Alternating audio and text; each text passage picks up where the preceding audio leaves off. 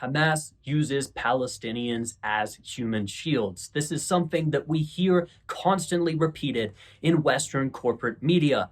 This is despite the fact that all of the Human Rights Watch reports and Amnesty International reports that were produced on what has happened in the past in Gaza have never found this to be true. But lo and behold, there is factual evidence which supports Israel's claim about Hamas using human shields. So first of all, we have to go to the evidence and what the evidence tells us. But in order to do that, we need a definition of what human shielding actually is. So what does the International Red Cross say about human shielding? It says that human shielding, the term human shield, as used in international humanitarian law, means a civilian placed in front of a military objective so that his civilian status will deter the enemy from attacking this objective. So, fact number one, up until 2005, under the neighbor procedure, the use of Palestinian civilians as human shields was a common practice in the Israeli military, legal under Israeli law, but never mind that. They definitely outlawed it. They outlawed it in 2005. So fact number two, when Israel eventually outlawed the practice, the Israeli army protested. In fact, the then Israel Defense Minister Shaul Mofaz appeared in court to present arguments to repeal the ban. Okay, never mind.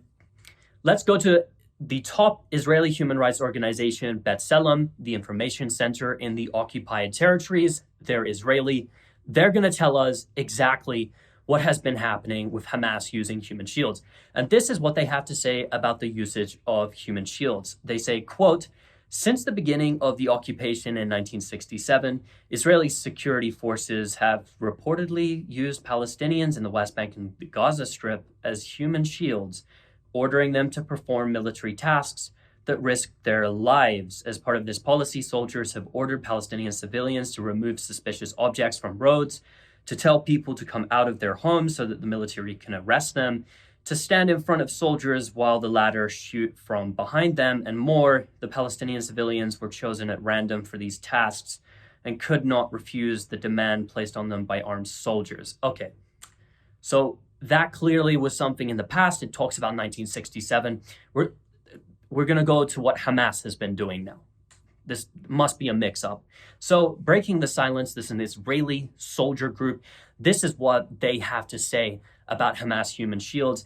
They say that IDF soldiers confessed to using Palestinians as human shields since it was outlawed. But okay, that's just reports from in the past. That surely has not happened recently. And recently, what we've seen is Hamas using human shields. So we're going to get onto those cases. So case number one, on May 13, 2022, a 16-year-old Palestinian girl named Ahed was left traumatized after being used by Israeli soldiers as a human shield. A week later, Israeli forces were accused of the same tactics after a photograph appeared to show them using a Palestinian man as a human shield.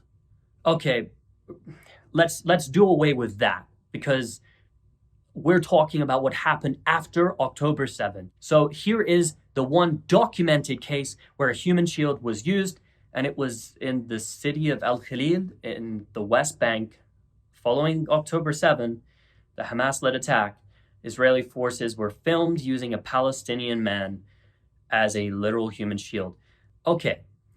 When Israeli soldiers take Palestinians as human shields, as have been documented, Israel's a democracy. It has a robust legal system. And we know that taking human shields has been outlawed since 2005. So Israeli soldiers are punished for doing things like taking human shields of Palestinian civilians. And here's the case I'm going to read to you. The last time they were punished was doing this during the 2008-9 war against Gaza. And B'Tselem said that the two soldiers in question had ordered a 9-year-old boy at gunpoint to open a bag they suspected was booby-trapped.